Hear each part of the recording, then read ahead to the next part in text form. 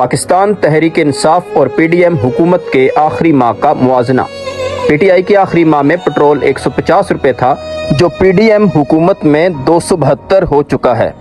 Dalda ghee P T I کے آخری ماہ میں 300 روپے تھا جو پی ڈی ایم حکومت کے آخری ماہ میں 650 روپے تک چلا گیا ہے۔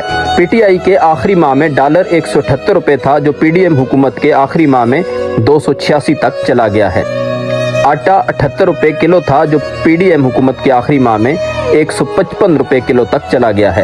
بجلی کا یونٹ پی ٹی آئی کے آخری ماہ میں 14 روپے تھا جو پی ڈی ایم حکومت کے آخری ماہ میں 50 روپے تک چلا گیا ہے۔ پی ٹی آئی حکومت کے آخری ماہ میں چینی کا ریٹ 80 روپے پر کلو تھا جو پی ڈی ایم حکومت میں 170 روپے تک چلا گیا ہے۔